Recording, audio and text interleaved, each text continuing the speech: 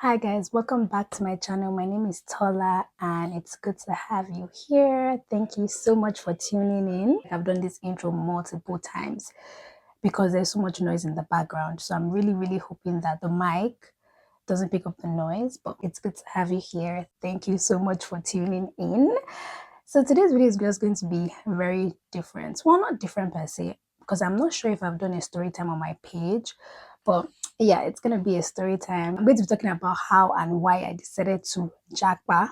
And for my non-Nigerians, that just basically means how and why I decided to uproot my life from my country of origin, Nigeria, to Canada, and how I was able to move with no money, technically. Let's get right into this video.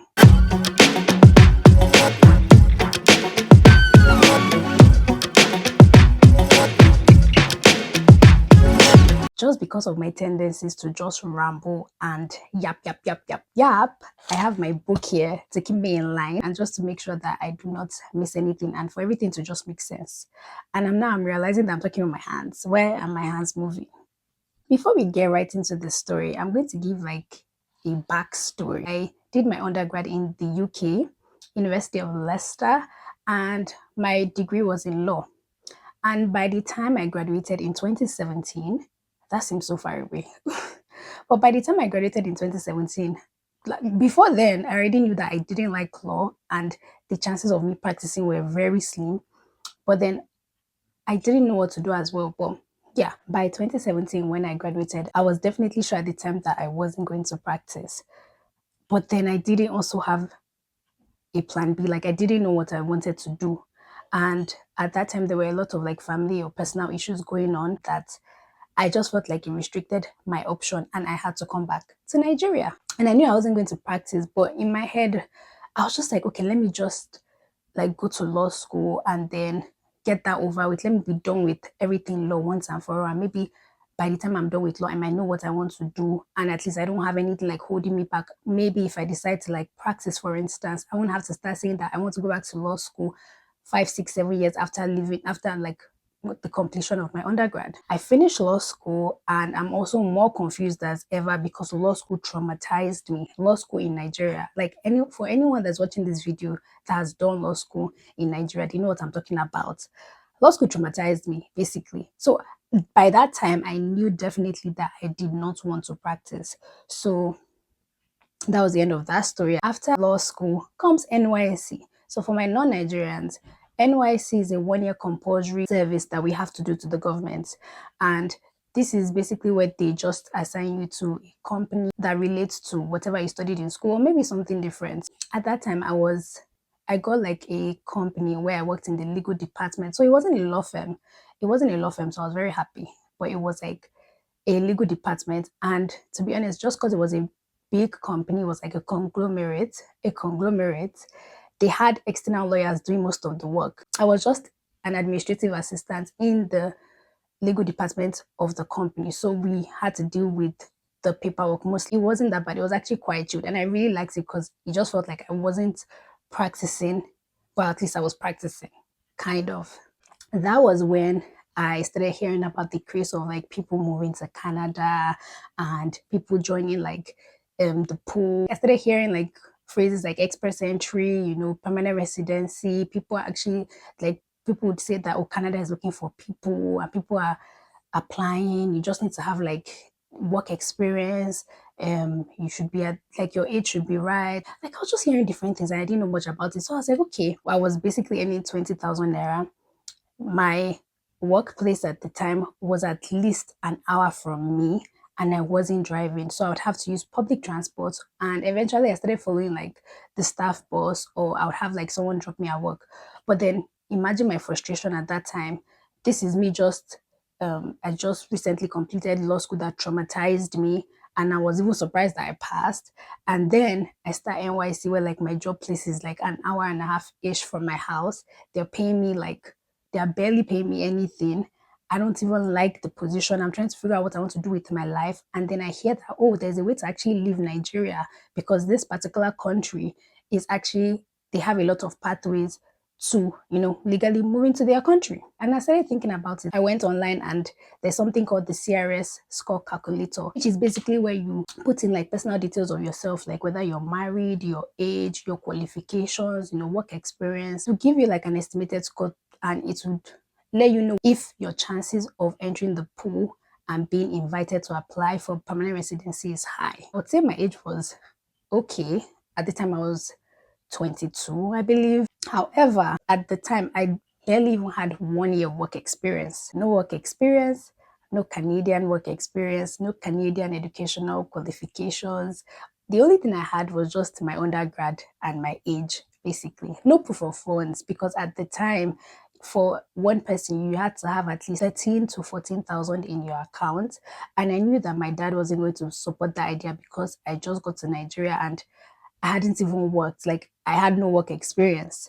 And at the time, I didn't also want to do my master's because I know that if I had brought up the idea of a master's, my dad would have wanted me to do an LLM, which I knew at the time I wasn't going to do. LLM, for those that are not aware, is basically a master's in law. Yeah, that wasn't going to happen.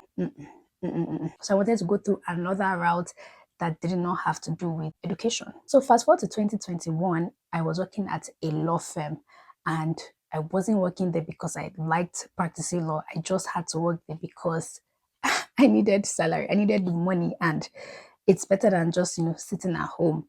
And because of COVID in 2020, I had become very consistent with posting on my Instagram page. So I'd post makeup content, beauty related content, and I was actually getting like the engagement, the views, that I was starting to like think about it in the long run, that I don't think I really want to be in Nigeria and create content. Like, I just, I don't know, for me, just because of the type of content I wanted to create. So let me give you another backstory. I live with my parents. While I was in Nigeria, I lived with my parents, and I was also sharing a room with my sister.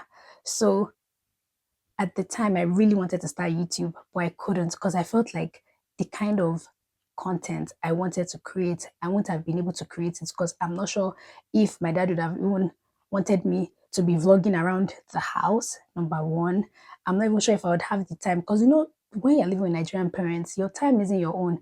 You can plan your day the way you want it to go, and then they will come and rearrange your plans for you and tell you something else. So there was that one. And then the fact that I had a very demanding job because I was also practicing. Sometimes I would work weekends.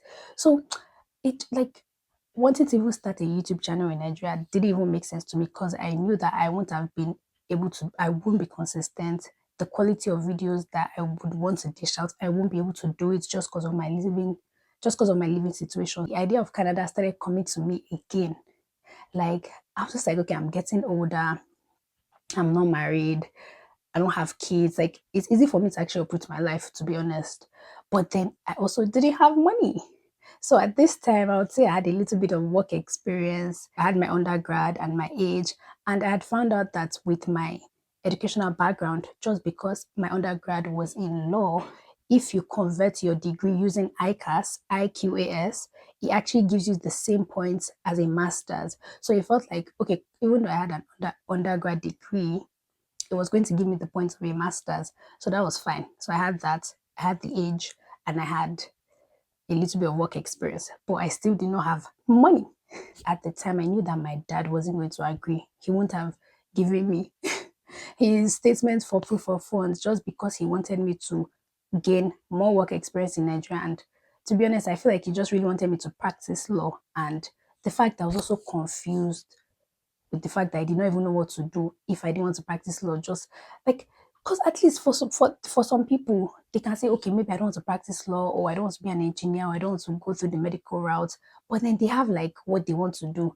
I felt like at that time I was still very confused. So even when people are asking me, oh, what do you want to do? It's like, I don't really know what I want to do in the long run. I just know that I don't want to practice. But that's also not good enough.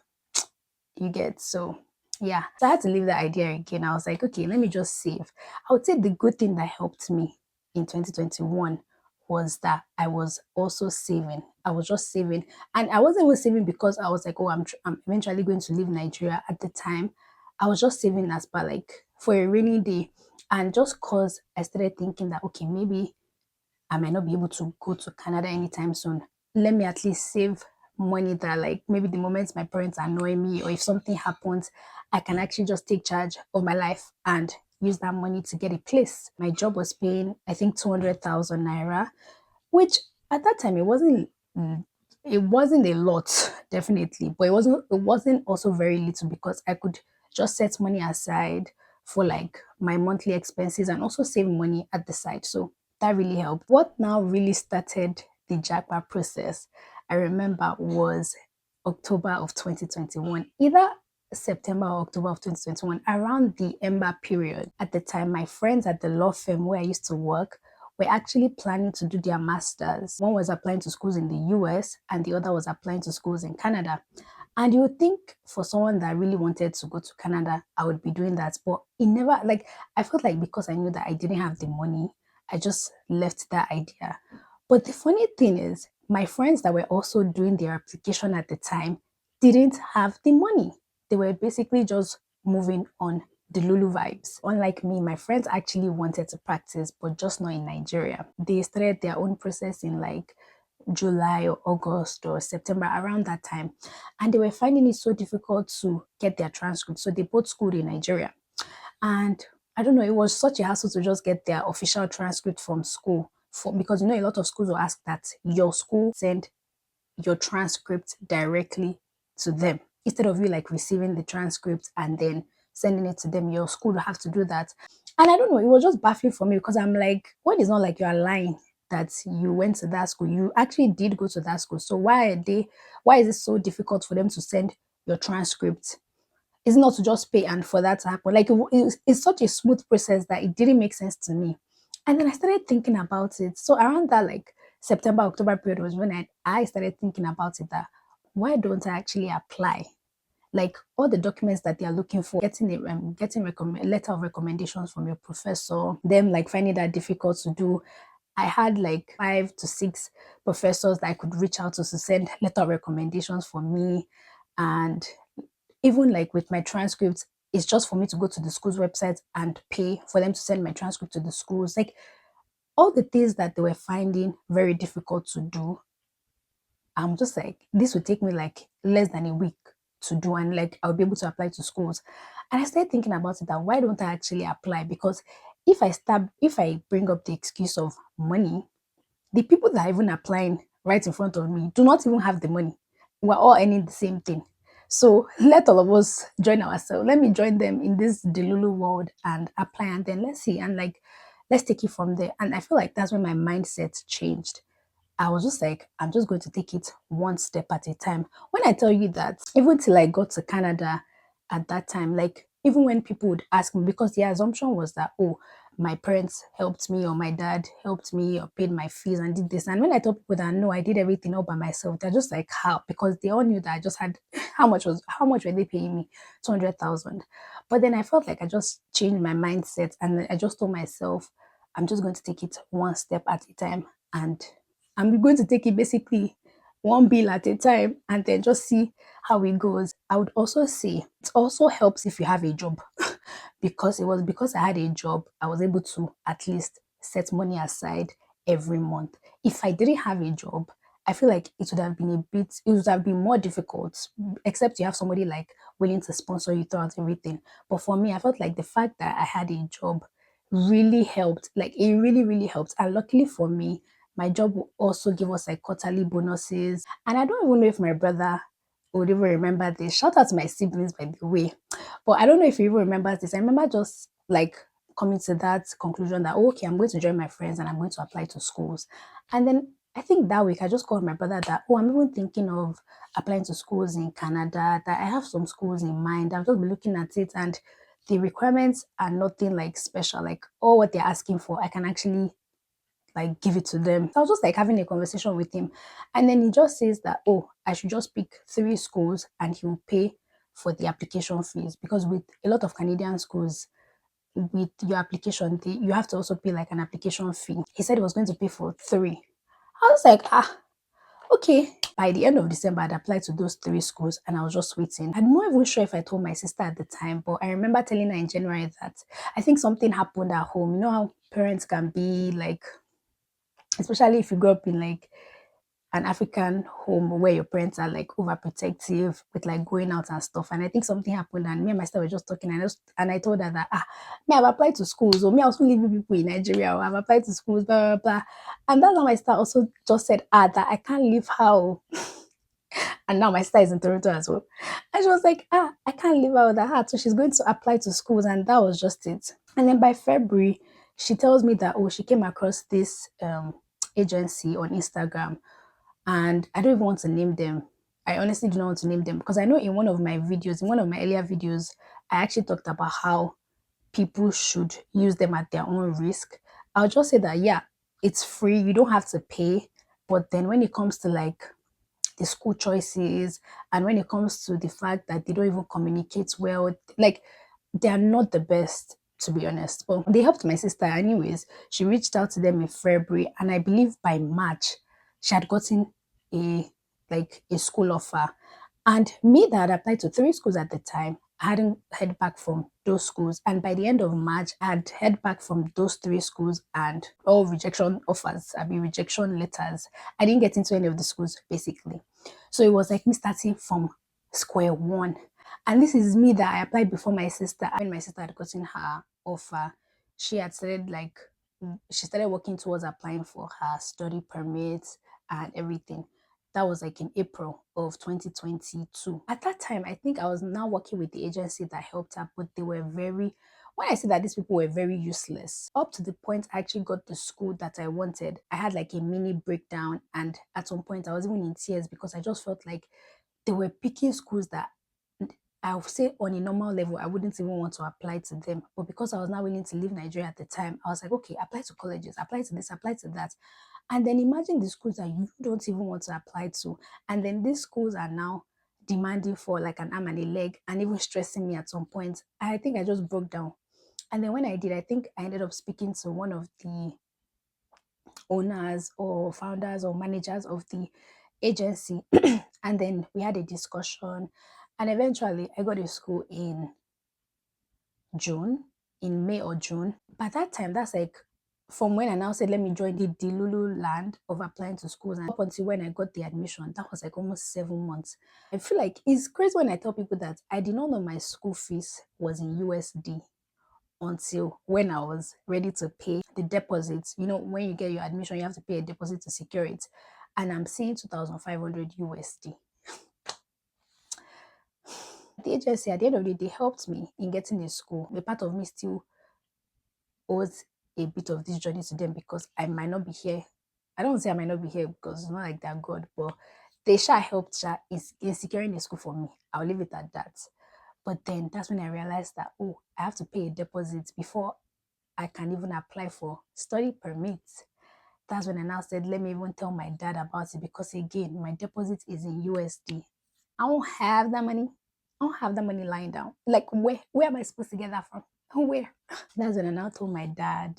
And of course, he was not pro the idea, like he was against it because it's like, when did you start working? You've not even gained enough work experience. And I understand where he's coming from because again, thinking about it now, like imagine just bringing up a financial responsibility on somebody, like that can even come off as selfish because are you just expecting that the person will just give you the money? So I understood where he was coming from, but then a part of me just felt like I don't really want to practice. Like, I don't know. I just even felt like I just didn't want to be in Nigeria. Like, I'll talk about that later. But yeah, so I had the conversation with my dad, and of course, he turned down the idea. And I think when he turned down the idea, he just thought that I would also just forget about it and move on. But I'm just like, I have not come this far in this my Delulu idea. I haven't come this far to now give up now. So I was like, yeah, I'll have to figure it out one way or the other. And this is where I actually have to shout out to my siblings because they were the ones that helped me. They helped me. And then they gave me the money for the deposit that I paid down. I don't know. I just feel like when you're about to start this JAPA journey, just pray. Just pray that like God should just allow your destiny helpers locate you. And just pray that like if the journey is meant to be for you, that God will just find a way. Because I didn't even think my siblings would give me the money at the time. Like everybody has their own thing that they are doing with their money. So I can't expect that, oh, because now I'm trying to apply to schools, that they will just give me the money. Like, they didn't have to. And even if they didn't, like, it's not something I can hold against them because, yeah. So luckily for me, they were able to give me the money for the deposit. I paid that, and I got the letter that I could use to now start my to start gathering the documents that I would need for study permit. Well, if you guys remember, I said that in 2019 I already renewed my passport. So that one was already sorted. I didn't have to like go through that hassle. And then I had to get like a police certificate. When I tell you that, at the time when my sister did hers, because I told you that she applied for a visa in April. At the time, her police certificate was 10,000 naira. 10,000 naira. By the time I was ready to do mine in August, it was 40,000 naira.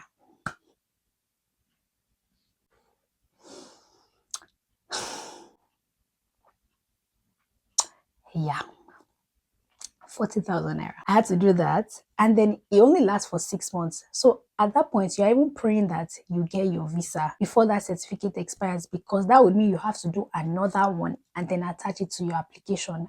That would not be what, 80,000. But thank God that didn't happen though. I had to do that. I also had to pay for medical. I don't remember at the top of my head how much medicals was, but I'll put it on the screen. So I had to do my police certificates, I had to do my medicals, I had to take passport pictures, and I also started setting money aside for biometrics and the study permit application itself. In my head, I was just thinking that, okay, maybe by the time I apply for the visa and I get the visa and he actually sees that I'm very serious, he might just change his mind and help me pay my school fees. Because like I told you people, I don't have the money. I did not have the money for the fees. I was just working on vibes. Even like accommodation, I was just like, where will I live? I don't know. The money for the accommodation, flight. I'm just like one step at a time. When I finish this one, when I finish this pass, I'll figure out how we'll move on to, like from the next one. I feel like that was just the vibe. I was really, really positive then. That's one thing I'll say. Like, I did not allow anybody discourage me. I did not allow anybody's whatever get to me. Like, I just felt like I'm still really young. I can start my life afresh again. There's nothing wrong with me operating my life basically and starting my life again, because it's not like I have any ties. There's nothing really holding me down, to be honest. But we'll come to the whys. No, let's not rush. I did not even have the money to pay anybody. The application, I did it myself in my office. I just went to one corner of the office and did everything myself. I compiled all my documents myself. I literally did everything myself because, again, where is the money to do that? Luckily for me, gathering up the documents required in the documents checklist were not very expensive. The issue was now proof of funds. And again, I not even told my dad that I'd continued with this the Lulu idea of moving to Canada. So now came proof of funds. We have to now ask him to provide his financial statements for me to attach. I couldn't even have put my accounts. I couldn't even have put my statements. If they see that, let's not talk about it. But yeah, it took the grace of God and my mother. Shout out to my mother. It took the grace of God and my mother for my dad to give me his statement that I used for my application. And then that happened, and yeah, I applied. My visa came out in less than a month. Even though I struggled to get admission from a school, my own even came out before my sister that applied in April. I was very positive throughout this process. Like, the day that my visa came out, I literally just woke up. I went to like my sister's room and she was talking about how, like, oh, do you know that some people get their confirmation letter from IRCC on Saturdays, that she did not know that. I was like, yeah, and that, okay, that means my own, I'll get my own today. I literally just said that. And when I tell you people that my visa came out in less than an hour, this is why this year, like another of my mantras, I'm just like, I need to be positive. Like, you need to start speaking positivity over your lives. I'm not even preaching to people, but yes, having a positive mindset and just speaking positivity into your life, like, it goes a long way. It really helps. It might just seem really small, but it does. It's like you're speaking positivity over your life, over like everything you do. And yeah. came out September 9th or 11th, around that time, like second week in September. And then I started thinking about, okay, I need to book my flight. And I'm looking at prices. I think I was just telling my brother towards the end of that September that, oh, now that I've gotten my visa, I'm already thinking of booking my flight. Let me book it in advance, especially because I know December, January period is very expensive because of I just got back, the people that are entering Nigeria and leaving Nigeria and stuff. So tickets are always very expensive. And what does my brother say? I think he asked me how much my flight ticket was. I think it was around 600. It was around 680,000. And then I think he asked me how much I had. I think I had like half of the money. And it was like he would give me the remaining half. When I say that my siblings were like, they are angels in my life. But yeah, shout out to them again. So I was able to pay for my flight ticket at that time. And to be honest, when I think about it, like, because I have people that also have similar stories. So let it not be like, oh, okay, it's just because I had siblings and then they just were just going to give me the money.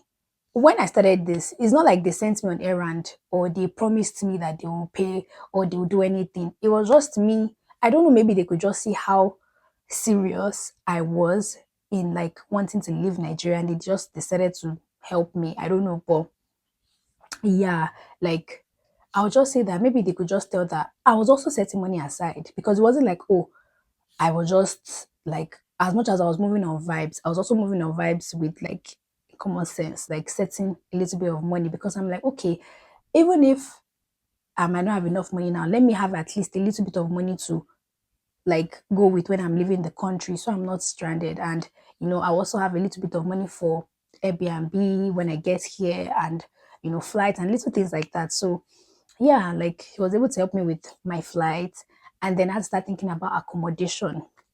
And this is when I tell people too. Again, I did not know anybody here that I could stay with. So I had to start checking Facebook Marketplace and looking for places to like looking for accommodations. Like I was already even speaking to people. Like I had like a message I was sent to them letting them know that okay, since I booked my ticket, I knew that I was coming to Canada on the 12th of January. So I was like, okay, I'm coming to Canada on the 12th and I'm looking for this and this and this. Is there a way for me to look at the place? And I realized that it's like a first come, first serve. Nobody's really going to wait for you till the 12th because at that time I was applying like October. So I had to even wait towards the end of December, beginning of January to start actively looking for a place. And even at that one, I was just going with faith as well. And I just decided to just book my Airbnb for like 10 days. And I was like, okay, hopefully by that time, I have secured a place. Like I was just like, I don't have a choice. I need to have found a place because Airbnbs are really expensive. Like the amount of money that you would end up paying in like a week or 2 weeks, that's like 1 month's rent or 2 months. That was how it was, Sha. And before you know it, I was already preparing to leave. I remember when I even told friends because the thing was, I also did not really tell, aside from my friends that were also doing the applications together. And of course, they are here now as well. When the one I wanted to go to the US is in the US now, and the one in Canada is here. And the fact that everything worked out well for us at the end, thank God. But at that time, I felt like it was just that thing that we would always just do at work. Even people at work at the time would just be looking at us like, what are these ones doing? Like, I couldn't even tell people around me, not even because I also wanted to be secretive. It was just that thing of, I also did not, maybe a part of me did not want to get my hopes up, or a part of me also did not want people to discourage me because, when you're having a conversation with someone that they're like, okay, they want to leave the country, and you're wondering, okay, do you have the money? And I'm telling you no. Do you have money for school fees? I'm telling you no. Do you have money for this? Do you have, and I'm telling you no. And they're just looking at you like, so how do you plan on doing it? And I'm like, I don't know. I'm going to do it. It's just working so far. Like, so yeah, I think it was now when everything was aligning that I'd gotten my visa, I'd booked my flight tickets, and I already started preparing my mind. Why I decided to uproot my life. So first things first, I told you people that law traumatized me. That law school traumatized me. And then it's that thing where it's like after that whole experience, I just knew that I didn't want to practice. Like I'm like, this is not the life I want for myself. Which is quite funny now because now I'm thinking about practicing. So maybe I just didn't want to practice in Nigeria, or maybe I just didn't want to practice at that time. I don't know, but I just didn't want to practice at the time, and I just felt like I want something when you else. See, like maybe some content creators now in Nigeria, I understand why some of them end up like moving out of their parents' house or they are living on their own. I feel like it allows you like tap into your creative side. When you're living on your own, you are actually forced to adults. You're forced to be independent. I live alone. I'm not living with my family members or with my parents. It allows you to be able to like I can plan my time already today. I already said that, I woke up today, I've arranged, I've done laundry. I said I was going to film. I'm filming for YouTube, I filmed for Instagram. After this, I'm gonna cook. And then after when I can edit, like I have already planned my time. I have planned my day. And because I'm by myself, I know I can do all of these things. And then if I want to vlog in different parts of my house, I can because I can't. It's my house. I'm paying rent. When you're also living with your parents sometimes, especially, let me not just generalize it for people that maybe you have parents that are maybe not supportive of some part of the things you want to do or don't understand it. It makes it easier when you're not living with them because you can do your own thing, basically. Number two was finances. They ended up increasing our pay, but at the time I was earning 200,000. Even me setting money aside, I would say I was able to set money aside because I wasn't also like the extrovert in Lagos. It wasn't like I was going out on a regular basis. And luckily I was also driving. So I wasn't like using Ubers or having to eventually I started driving because I told people I was jumping bus during NYC, but by 2021 I was driving myself to work. It helped a bit with savings because again I was also living with my parents. So I wasn't paying rent, I wasn't paying anything. I'm eating free food. I'm living under their roof. So again, it was easy for me to set money aside. But at the same time, when you look at how Nigeria is with the 9 to 5 I had, like it's very easy for you to live paycheck to paycheck. And then when I'm also working in a place where I know that I don't want to work here, you might end up just being stagnant. Some people might just wake up and just realize that, I've been at this company for 7 years, earning the same thing. Like, and I don't know, I'm just like, I'm really young. At the time, I was what, 25? It's so easy for me to actually start afresh because I'm really young. I don't really have any ties right now.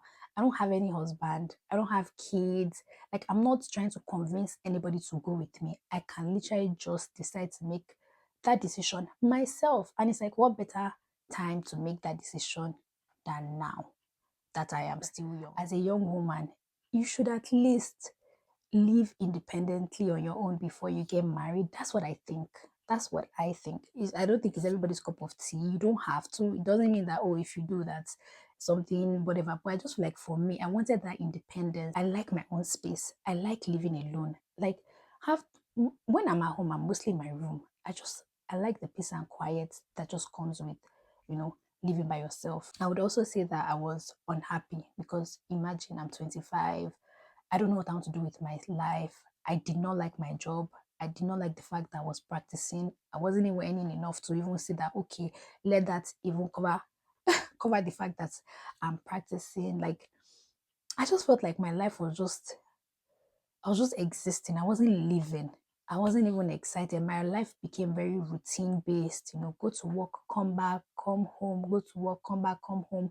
Even in this going to work, coming back, I would literally film, like make content in the middle of the night when I'm like in court or when I'm back at work during my break. I'm editing videos, I'm scheduling content. Like it wasn't easy, but I just felt like this can't be my life.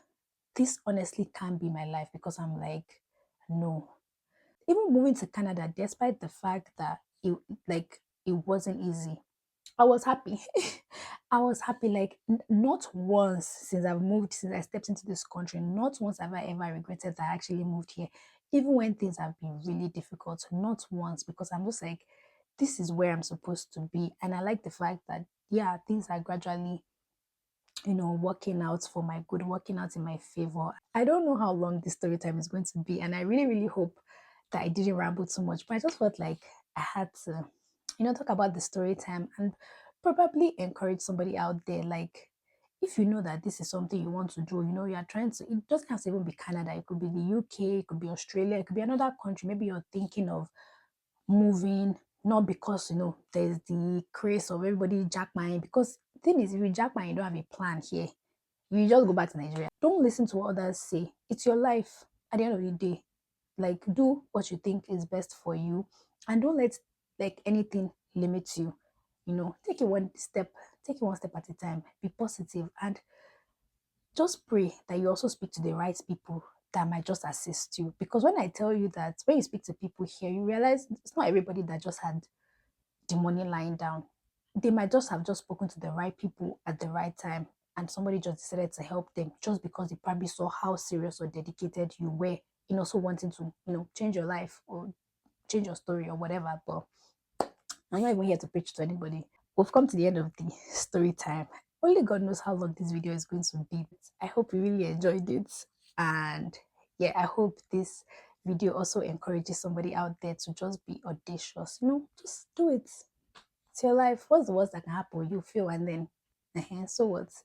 You pick yourself and start again. So yeah, don't forget to like this video, subscribe if you haven't, comment down below if you want other videos, or if you want videos like this, put on your notification bell so that you'll be notified when I, upload a new video or new videos. And yeah, be sure to stick around, and I'll see you guys in my next video. Bye.